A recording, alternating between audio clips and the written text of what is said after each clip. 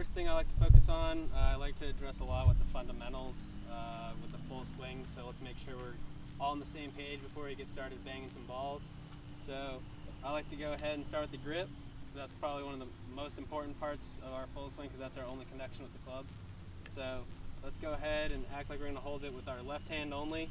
Feel like you're going to hold it with just your left pointer finger, and feel like the bottom of your left hand, the pad here, kind of sits near the butt end of the club. So hold the club out like this, so the club rests. Good. Okay, now just wrap those remaining fingers around. And what we're going to do with our right hand, we're going to act like we're shaking hands. So when you go out to shake someone's hand, it's nice and level, straight out.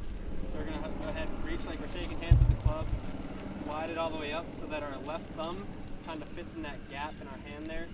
So again, grab the club, slide it on up so that our thumb fits in that gap. So we'll start out with kind of a straightforward bunker shot.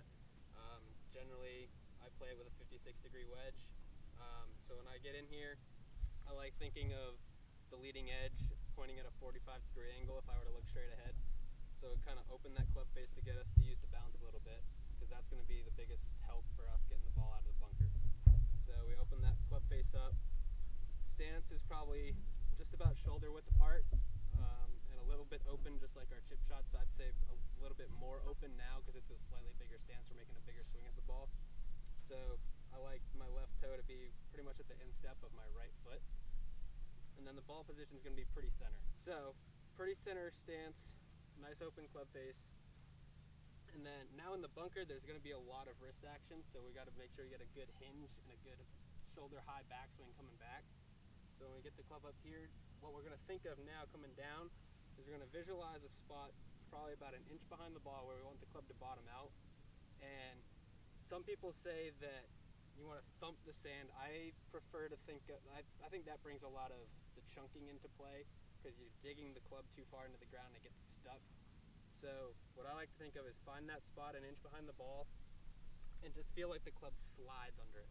So we're going to start off with the bump and run. So for these shots, we're going to use a lower lofted club. So for me, I've got a pitching wedge. That's generally what I like to use. So when we hit some here, we'll just say I'm going to that far flag. We're going to have a narrow stance, still slightly open.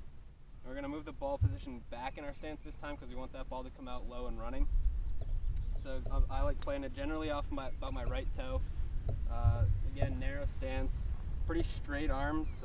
That's all going to be shoulder rotation and just getting the ball to come out nice and low and run. So when I get over it, I got the ball right off my right foot.